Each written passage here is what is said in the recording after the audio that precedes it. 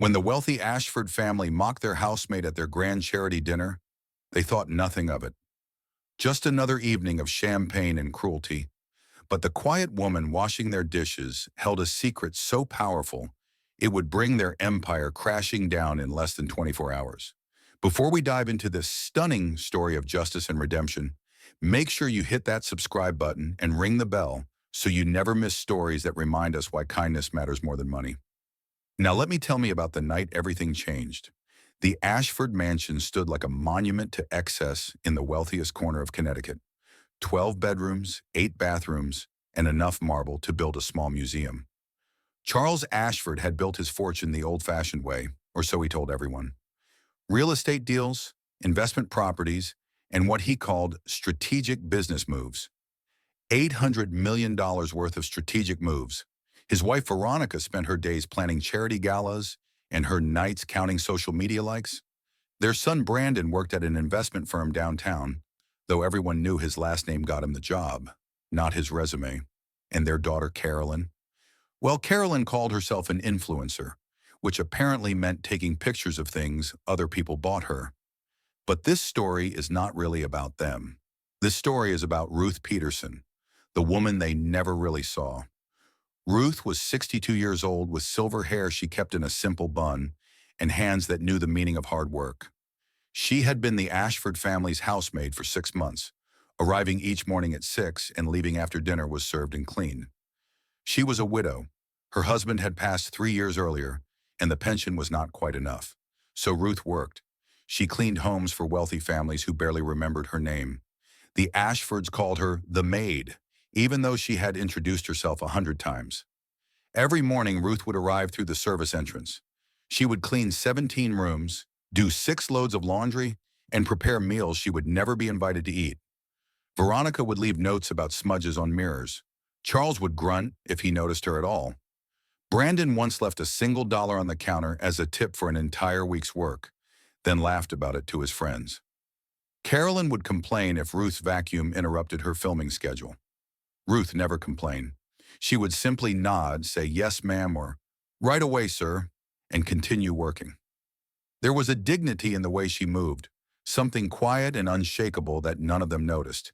They never asked where she came from or what her life had been before she started cleaning their toilets. Rich people rarely do. On the third Friday of November, the Ashford mansion buzzed with unusual energy. Veronica was hosting her annual charity gala, a $5,000 per plate dinner that raised money for something she could never quite explain clearly. 50 of Connecticut's wealthiest families would descend on the Ashford home, and everything needed to be absolutely perfect.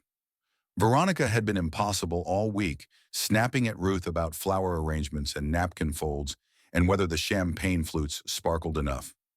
Ruth had worked 16-hour days preparing for this dinner. She had polished silver until her fingers ached, arranged hundreds of roses, and prepared a menu that would feed an army.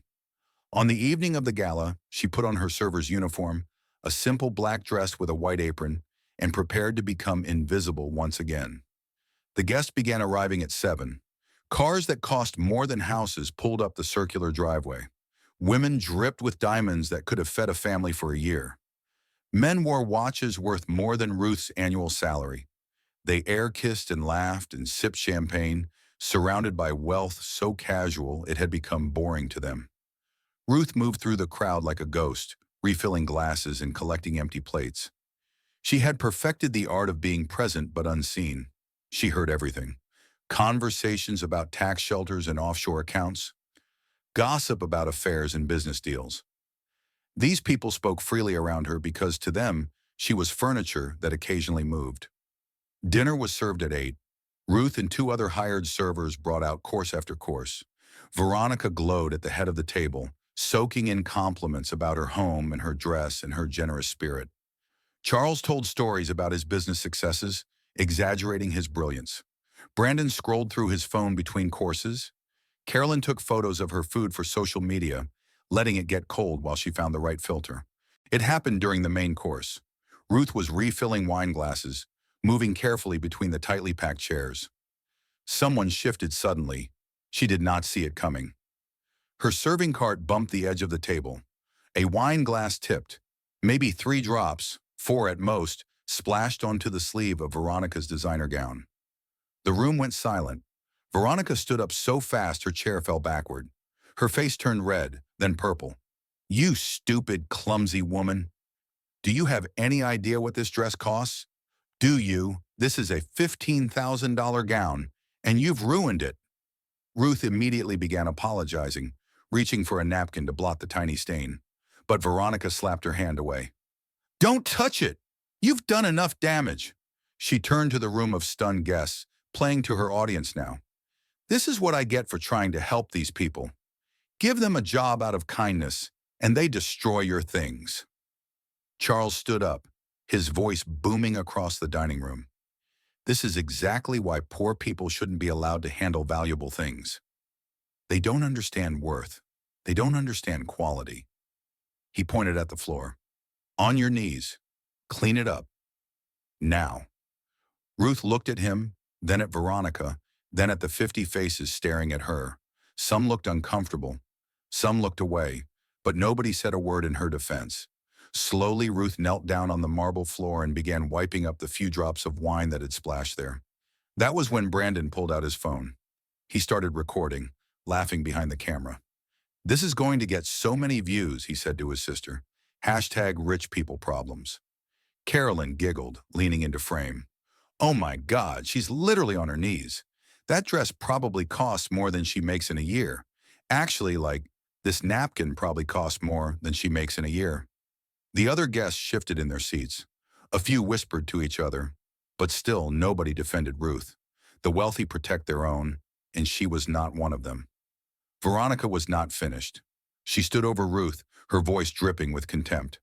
"You know what? You're fired. Get out of my house. And don't expect your last paycheck. Consider it payment for the damage you've caused." Ruth finished wiping the floor. She stood slowly, folding the cloth carefully. She looked at Charles, then Veronica, then Brandon and Carolyn. She looked at each of them for a long, quiet moment. And then she spoke, her voice calm and steady. "You should have been kinder." Veronica laughed, a sharp, cruel sound. "Is that a threat? Are you threatening me?" Ruth shook her head. "No, ma'am. Just an observation." She removed her apron, folded it neatly, and placed it on the serving cart. Then she walked out through the service entrance, her back straight and her head high. Behind her, the Ashford family laughed even harder. Charles raised his glass. "To staff that know their place." The guests gave an uncomfortable chuckle, and the dinner continued as if nothing had happened. They had already forgotten about Ruth. She was nobody. She did not matter. They had no idea what they had just set in motion. Brandon Ashford woke up at 9 the next morning with a headache and 23 missed calls. He ignored them and tried to check his bank account on his phone. The app would not load. He tried again. An error message appeared. "Account temporarily restricted pending investigation." His phone rang. It was his boss at the investment firm. "Brandon, what the hell did you do?" "The SEC is here. They're asking about insider trading. They have emails, Brandon. They have everything." 3 hours later, federal agents were at the Ashford mansion. They had warrants. They had evidence. Someone had sent the Securities and Exchange Commission a detailed file showing Brandon had been trading on confidential information for 2 years. The evidence was airtight. Bank records, email chains, recorded phone calls. Whoever compiled it knew exactly what they were doing. While Brandon was being questioned, Carolyn's world was collapsing online. Her social media accounts had been suspended. All of them. Simultaneously. Every brand sponsor had dropped her. But worse than that, someone had sent the IRS a comprehensive file showing she had failed to report hundreds of thousands of dollars in sponsorship income and gifts. Tax fraud. The evidence was meticulously documented. Every transaction, every unreported payment, every attempt to hide income. Charles was in his office when his lawyer called, then his accountant, then 3 different banks. His companies were under investigation. Someone had leaked information about shell corporations he used to hide assets and avoid taxes. The evidence showed money laundering, fraud, tax evasion. Years' worth of crimes, all documented with the precision of a forensic accountant. The IRS was seizing accounts. Partners were pulling out. Business deals were evaporating. And Veronica? Her precious charity foundation was being shut down. Federal investigators had received evidence that it was nothing more than a money laundering operation. Most of the donated money never reached any actual charity. It had been funneled back into Ashford family accounts through fraudulent invoices and fake vendors. The person who sent the evidence had included bank statements, receipts, and a paper trail so clear that even the most expensive lawyers could not explain it away. By sunset, the Ashford family sat in their living room, surrounded by federal agents boxing up their financial records. Everything was falling apart at once. It was too coordinated to be coincidence. Someone had done this. Someone had gathered evidence on all of them and delivered it to every relevant authority simultaneously. Who? Veronica kept asking. Who would do this to us?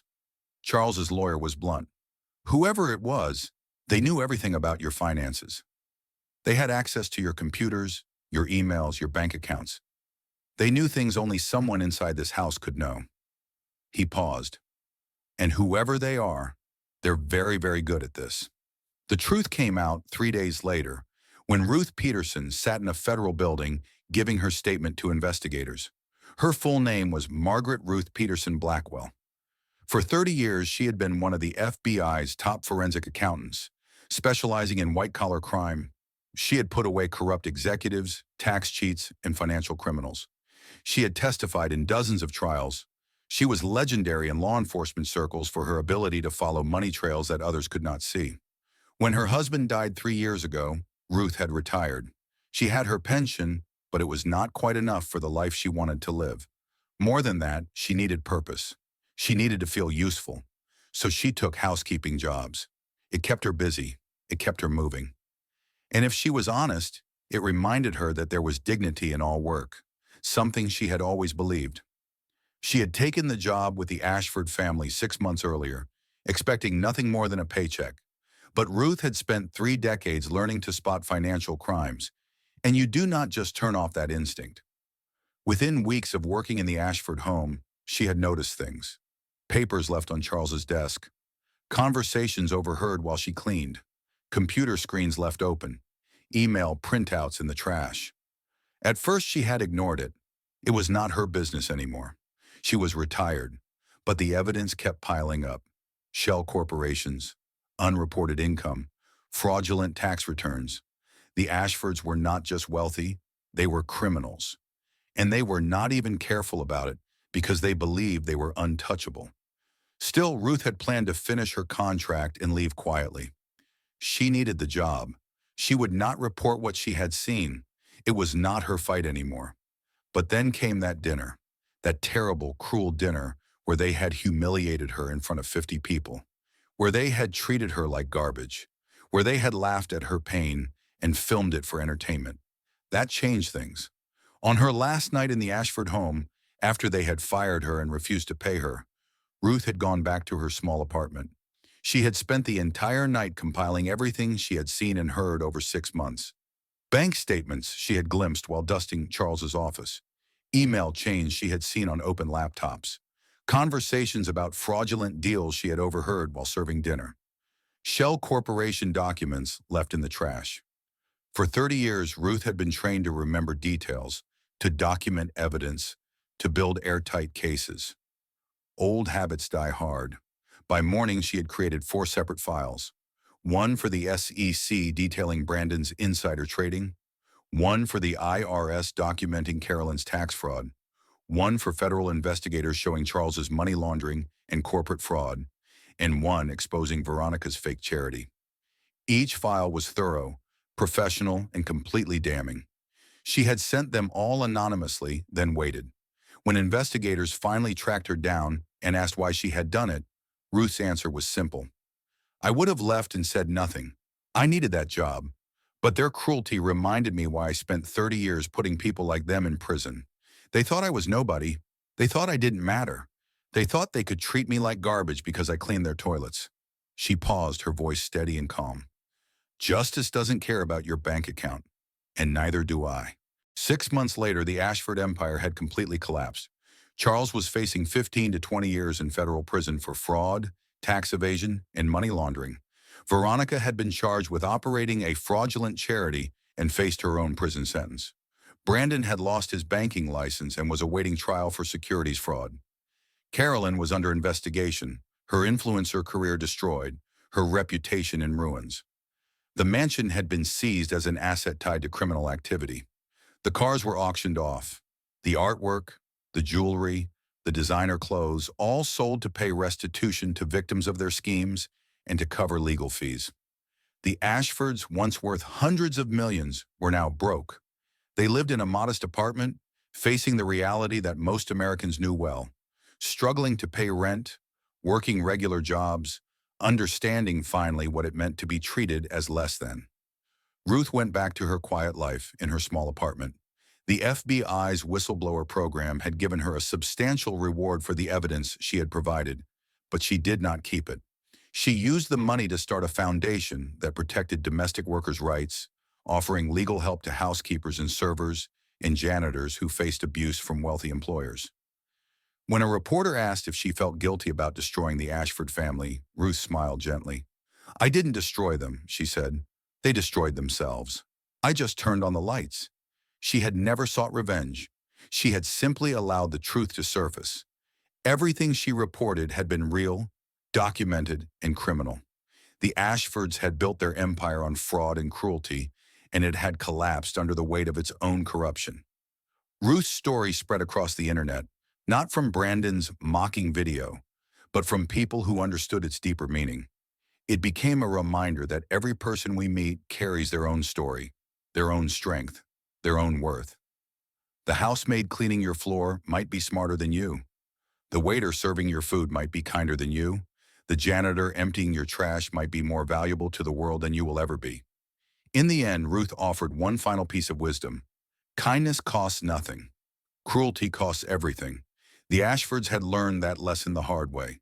And somewhere in a small apartment in Connecticut, a silver-haired woman smiled as she poured her morning coffee, satisfied that justice, however delayed, had finally arrived. Ruth's story reminds us that every person we meet carries their own story, their own strength, their own worth. The housemaid, the waiter, the janitor, they all deserve respect. If this story moved you, smash that like button and share it with someone who needs to hear this message. Drop a comment telling me, have you ever witnessed someone being treated poorly because of their job? Let's keep this conversation going. And remember, subscribe for more stories that prove karma is real and kindness always wins. See you in the next one.